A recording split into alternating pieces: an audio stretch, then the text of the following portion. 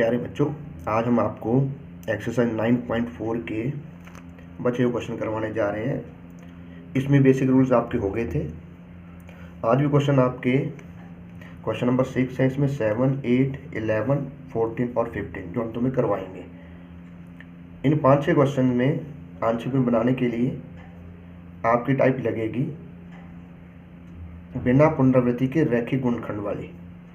लेकिन क्योंकि ये क्वेश्चन आपके डायरेक्टली उनमें कन्वर्ट नहीं हो रहे हैं, तो पहले आपको इनको गुणनखंड बनाकर फैक्टर बनाते हुए उनमें बदलना है, क्योंकि ये बेसिक उसमें नहीं मिलेगा आपको। तो जैसे क्वेश्चन नंबर 6 है आपका, integral x² x4 - x² - 12 dx। तो इसे सॉल्व करने के लिए हम क्या करेंगे, इसमें बस सर्वप्रथम हमने माना लेट x² = t, क्योंकि नीचे डिनोमिनेटर में t मानने से इसके फैक्टर बन रहे हैं। तो कैसे करोगे, अब आप इसका डेरिवेटिव नहीं करना है। क्यों नहीं करेंगे? क्योंकि आपको बताया गया था कि जो आंशिक भिन्न है आपकी इंटीग्रल और dx के अंदर वाली संख्या बनती है, इसलिए आपने इसके अवकलन नहीं करना। हाँ, अगर ऊपर 2x होता तो आप इसमें अवकलन करते हैं। जैसे x⁴ है, इसमें x⁴ को तोड़ के लिखा स्क्वायर का स्क्वायर माइनस में x² - 12 dx। इसे t लेट कर लिया, ऊपर बन गया t, नीचे आया t² - t - 12। अब आप इसके फैक्टर बनाओ। इसके फैक्टर कैसे बनेंगे? माइनस में 4t + 3t - 12, क्योंकि इसके गुणा की इससे गुणा करते हैं और 4 × 3 12 होगा। जो साइन यहाँ होगा बड़े वाले को दे देते हैं, यहाँ प्लस का चिन्ह आ गया, ये प्लस इंटू माइनस माइनस होगा। ये माइनस के 4t + 3t, t common, t - 4, 3 यहाँ से कॉमन। इसका मतलब इसके जो फैक्टर बने t + 3 और t - 4।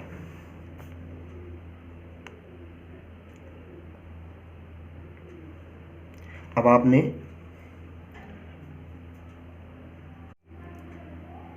तो यहाँ पे आपको एक बात बताई गई थी, जब हम प्रतिस्थापन करेंगे तो हमें डेरिवेटिव नहीं करना है। तो यहाँ ये जो इंटीग्रल का निशान है ये गलती से लग गया, ये नहीं लगाना है। आपके पास आंशिक भिन्न बनेगी, क्या बने इसके फैक्टर? इसके फैक्टर बने t + 3 और t - 4, जिसे आप लिख सकते हो। अब देखिए, क्योंकि इसमें भी घात 1 है, इसमें भी घात 1 है, किसी भी गुणनखंड की पुनरावृत्ति इसमें नहीं हो रही है, तो इसलिए डायरेक्टली a बटा पहला फैक्टर प्लस b बटा दूसरा फैक्टर, ये आपने इसमें लिखना है। ये रफ वर्क है, जिसे आपको दर्शाने की आवश्यकता नहीं है। उसके बाद हम हमेशा एलसीएम लेते हैं, तो यहाँ से एलसीएम t + 3 और t - 4, तो इसको इससे भाग किया, कट गया, t - 4 बचा, इसकी इससे गुणा हो गई। ये समीकरण नंबर 1, ये समीकरण number 2।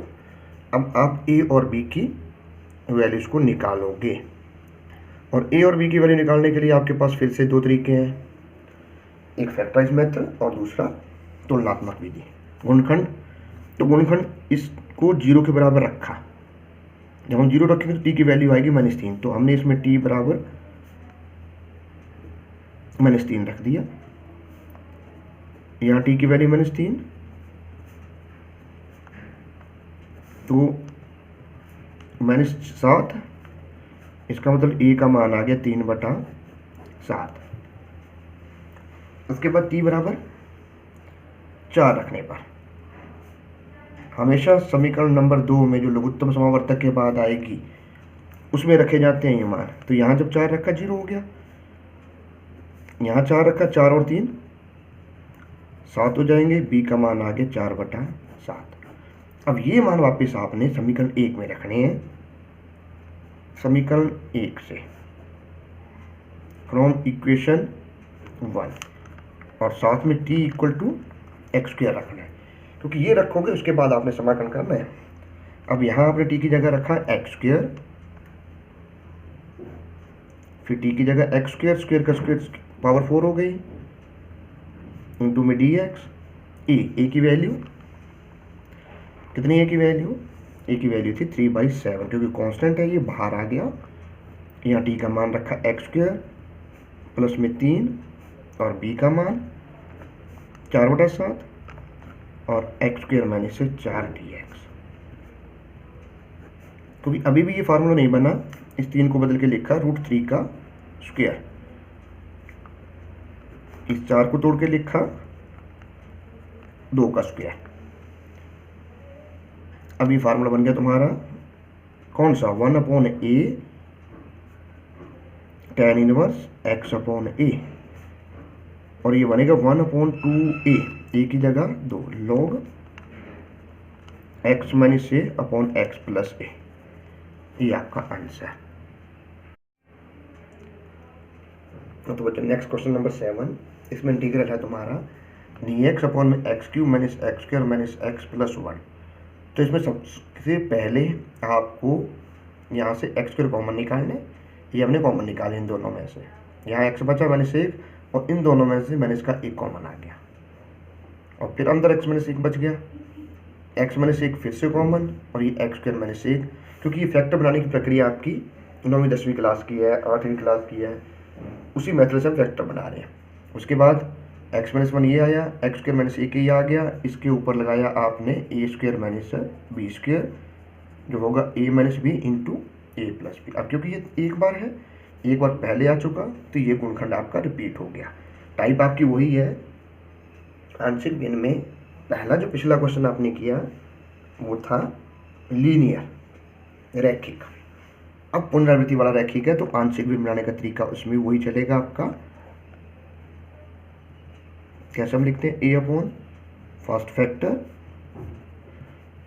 b upon second factor, क्योंकि सेकंड फैक्टर 2 बार था इसलिए वर्ग हो गया, और c अपॉन थर्ड फैक्टर। उसके बाद फिर दोबारा से आपने एलसीएम लेना है, तो इस तरफ आपका एलसीएम आएगा x माइनस 1 का स्क्वायर, ये आएगा एलसीएम इंटू एक्स प्लस 1। इसको इससे भाग करेंगे, x माइनस 1 बचा तो ये गुणा करेगा a से, और साथ में x प्लस 1 बच गया था, ये भाग करने के बाद कट गया, x प्लस 1 बचा, x प्लस 1 से x प्लस 1 कट गया, x माइनस 1 का स्क्वायर। उसके बाद फिर क्या बताया गया था, ए बी के मान निकालने के लिए जो आपके फैक्टर है, पहला फैक्टर वो 0 रखा, दूसरा फैक्टर 0 रखा, यहाँ से x माइनस 1 और इससे x प्लस 1, तो एक एक करके आपने रखना है, x बराबर माइनस 1 रखने पर जब आप माइनस 1 रख रहे हो, यहाँ माइनस का 1 आया, इसमें माइनस 1 और इसमें माइनस 1। अब देखें ये माइनस 1 प्लस 1 0 हो गया,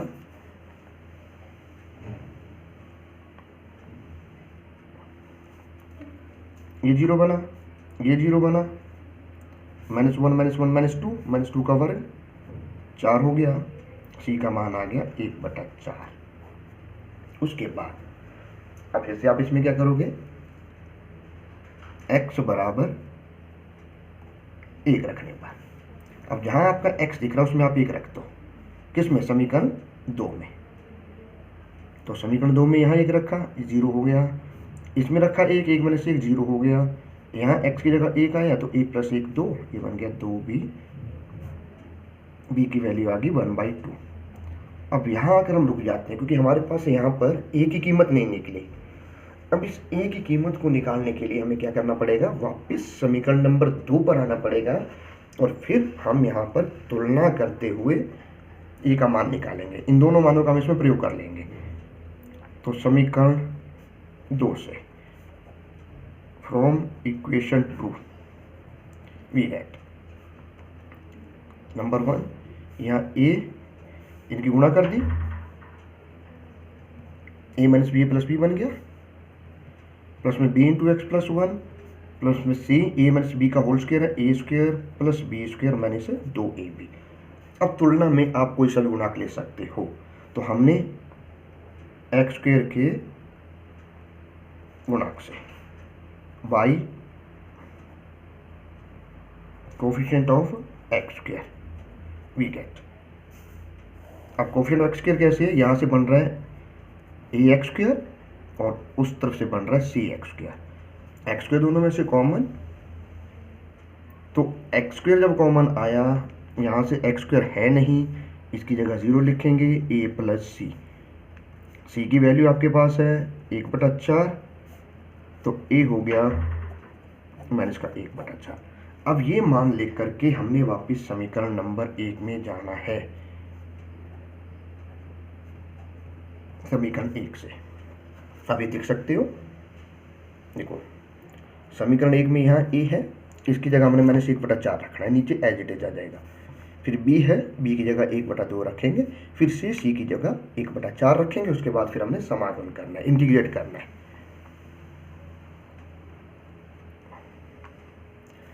देखो कैसे कैसे होगा, x - 1 का स्क्वायर इंटू में x + 1 का समाकलन, ए की वैल्यू, ये कांस्टेंट है -1/4 बाहर कर दिया, इंटू में 1/x - 1 का समाकलन, b की वैल्यू 1/2 और 1 में x - 1 का होल स्क्वायर dx, और c की वैल्यू 1/4 1 में x + 1 का इंटीग्रल। ये हो गया 1/x का इंटीग्रल होता है log x, क्योंकि इसका फार्मूला है नहीं इसलिए हमें यहाँ से इस टर्म को ऊपर ले जाना पड़ेगा। और ये फिर से बन गया 1/x, और 1/x का log x होता है, प्लस में c लिख दिया।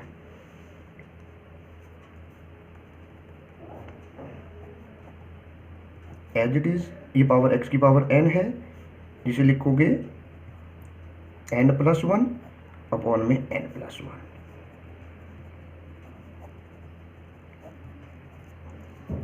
क्योंकि ये पावर नेगेटिव है, -2 + 1 नेगेटिव हो जाएगा। ये 1/4 दोनों में कॉमन, और ये बन गया log m - log n, जो होगा log m अपॉन n। ये माइनस यहाँ चली गई, और यहाँ से पावर नेगेटिव है, इसे नीचे ले आओ, ये आपका आंसर आ गया।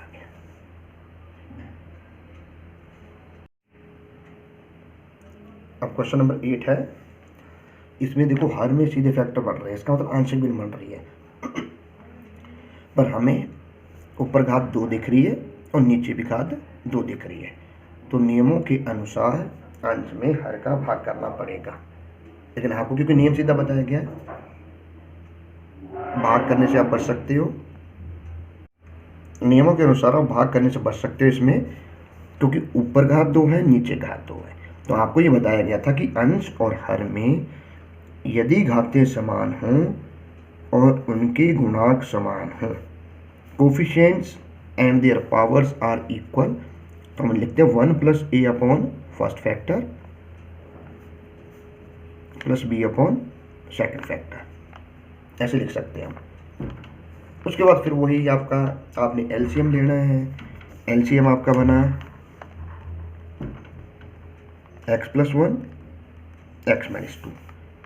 भाई इसको इससे भाग करोगे, इसका हर 1 है, इधर से x² हो गया, इसको इससे भाग करने के बाद यही बचा, इसकी 1 से गुणा कर दी,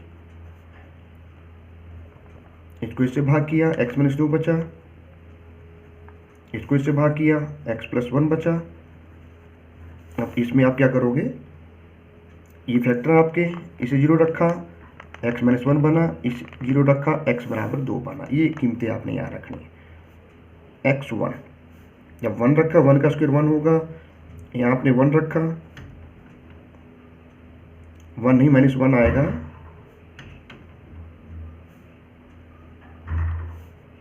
-1 का स्क्वायर 1 हो गया, यहाँ पे -1 आ गया। भाई ये तो 0 बन गया, ये -3a, ये 0 बना, a की वैल्यू आ गई -1/3। इसके बाद पुट x = 2 इंटू, इसमें रख दो 2 का वर्ग 4, यहाँ रखा 2 0, यहाँ रखा 2 0, यहाँ रखा 2, b की वैल्यू आ गई 4/3। 3। अब ये मान वापिस आप उपरोक्त समीकरण जो आपका 1 था उसमें रख दो।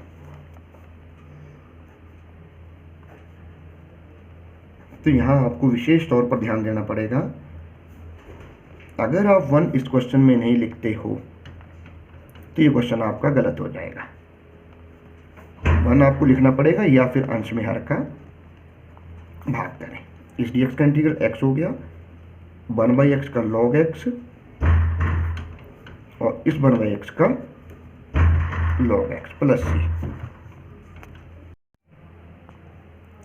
तो प्यारे बच्चों, अगला क्वेश्चन आपका, इसमें पावर ऊपर 2 है, नीचे पावर 2 है।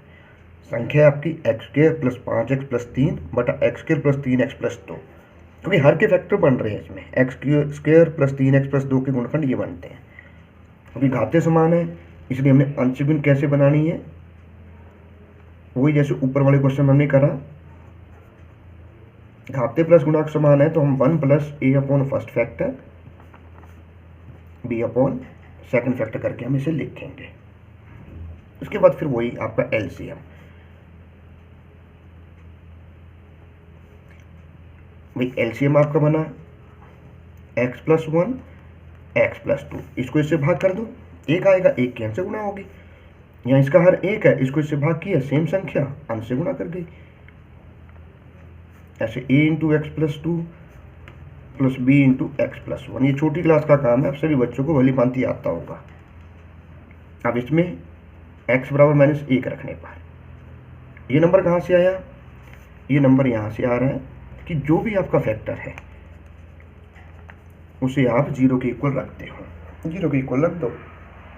0 के बराबर रखने के बाद आप उसमें x की कीमत निकाल लो और उस x की कीमत को इसमें रख दो। वही -1 का वर्ग 5 × -1, -1 रखा 0, -1 + 2, -1 रखा 0, -1 का वर्ग 1 और 3 4, माइनस के 5 हो गए। ये बना a की वैल्यू आ गई -1। उसके बाद पुट x = -2 इन 2, हमेशा इन्हीं समीकरणों में आएगा जो लघुत्तम वाली है। अब इसमें रखने के बाद यहाँ रखा आपने 2 का वर्ग 4, यहाँ रखा 2, 5 × 2 10 + 3, लेकिन ये 2 थे आपके माइनस के, तो 2 का वर्ग -2 का वर्ग 4 हो गया, 5 × 2 ये माइनस के 10 होंगे, जो हमने प्लस लिख दिए। ये -2 पर 0, -2 पर 0, ये -2 था। ये ध्यान रखना, हल्के से चिन्ह से कीमत गलत हो जाती है। 4 और 3 7, 7 - 10 -3 -b, इसका मतलब b की वैल्यू आ गई 3। अब ये वैल्यूज वापस आपने समीकरण 1 में रखनी है और साथ में इनका करना है इंटीग्रल।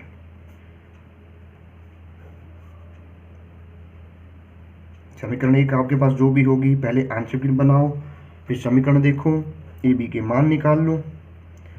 ए का मान 1,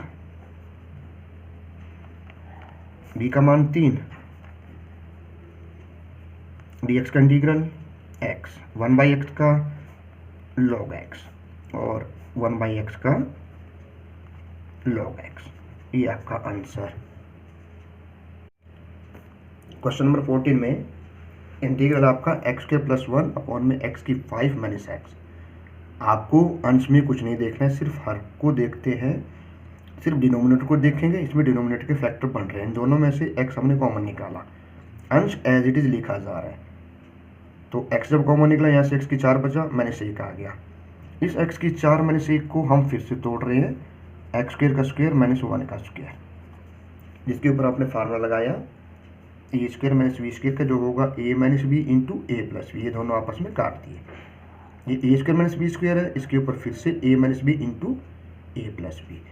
अब आप इसमें देख रही हो आपके फिर से रैखिक गुणनखंड बन रहे हैं जिनमें घात 1 आ रही है। हमने आंशिक भिन्न बना दी, a बटा पहला फैक्टर, b बटा दूसरा फैक्टर, c बटा तीसरा फैक्टर। ये आपका समीकरण नंबर 1 आ गया। अब उसके बाद क्या करना होता है, उसके बाद सब क्वेश्चन में एक ही नियम, आप लोगे लघुत्तम, तो जिसे हम एलसीएम कहते हैं। आपका एलसीएम है x × x - 1 x + 1। बेस को भाग करोगे, कट गया, 1 आएगा, 1 की अंश से गुणा होगी, इससे ये कट गया, A into X minus one into X plus one, ऐसे B into X plus one और C into X minus one. ये मेरे हिसाब से अब तक सभी बच्चों को आ गया होगा।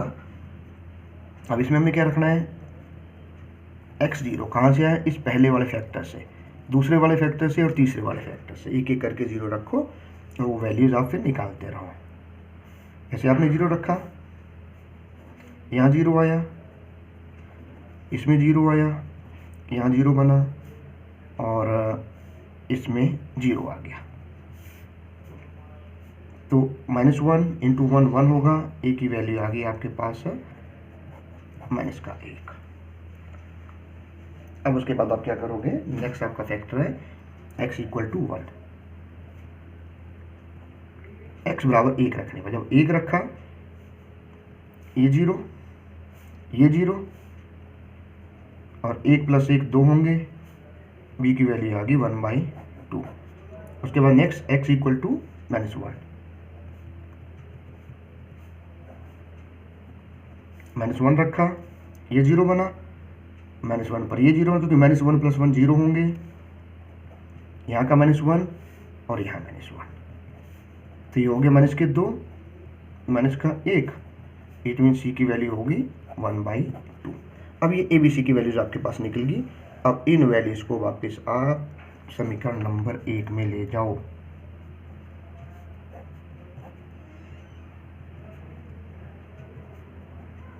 ए की वैल्यू माइनस वन, बी की वैल्यू 1/2 और सी की वैल्यू 1/2। अभी तक आपने जितने भी क्वेश्चन किए हैं मैक्सिमम समाकलन में 1/x का ही समाकलन हो रहा है। तो इसका समाकलन log x, इसका समाकलन फिर से log x और ये फिर से log x, प्लस में सी ही आंसर।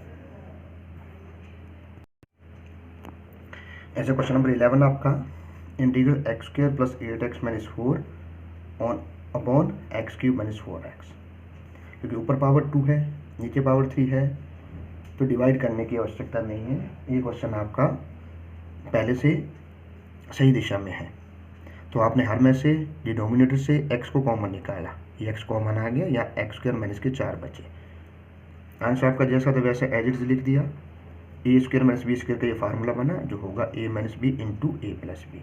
फिर आप चेक कर रहे हो, फिर रैखिक गुणनखंड है आपके, ये लीनियर फैक्टर है, फिर से आपने आंशिक भिन्न बनाई।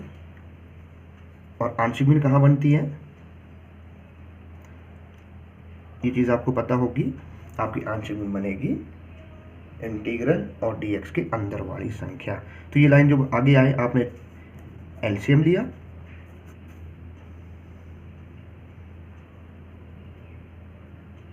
ये लाइन एलसीएम के बाद आई। अब आपको क्या करना है, पिछले क्वेश्चंस की तरह गुणनखंड विधि से ए बी सी की वैल्यूज निकालनी, वो वैल्यूज आपने इसमें रखनी है। सपोज करो ए आपका 1 आ गया, बी 2 आ गया, सी आपका 1/4 हो गया, तो 1/x का इंटीग्रल log x, ये भी log x में जाएगा, ये भी log x में जाएगा। तो इस तरह से आप इस क्वेश्चन को करके देख सकते हो।